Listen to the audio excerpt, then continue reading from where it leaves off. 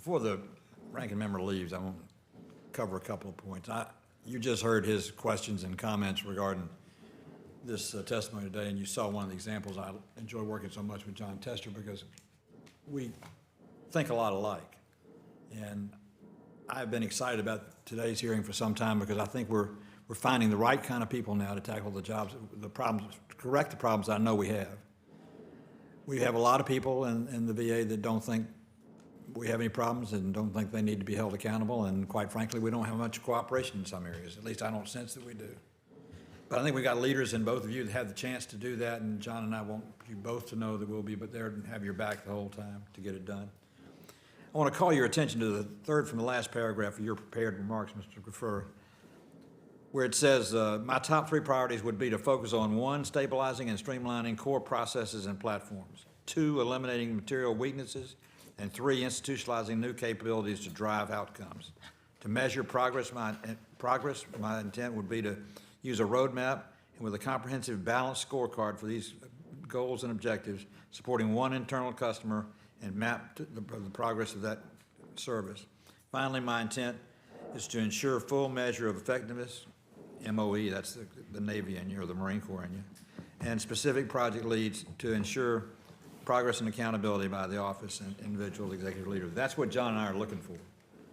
We want to identify our strengths, identify our problems, apply our strength to solve those problems, measure our progress by outcomes. That's such a great statement because we've learned in healthcare, which is a complicated service to deliver. But by measuring outcomes and by knowing what you want the outcomes to be to get to the solution to the problem, you can map your way on a good process and then develop a good system to do that. And I think your idea about having a roadmap, measuring outcomes, identifying your strengths and applying them to those places where you have weaknesses is exactly the right template and the right game plan to go into this. And I think from everything that you said, Dr. Banzando, that you're going to be just fine, just like little Ruby is. But it's not Ruby. Lily, I'm sorry. She's got a best smile. Lily, you've done real good. But with your experiences, you're going to be able to help us get there. What we want to do is wake up one morning and be glad we got out of bed, look forward to where we're going to work, look forward to the end of the day when we're going to have a libation somewhere and discuss our successes, or recalibrate our goals because we don't have them high enough and move them up. Once you get that type of culture and mentality in any organization, whether it's the United States Senate, a Marine Rifle Company, or a Rifle Squad, or an airplane crew, or whatever it might be, you do better. Because every job has outcomes. You don't have them one way or another. They're going to be bad or they're going to be good, but you're going to have one or the other. And there's no in-between not choice to have.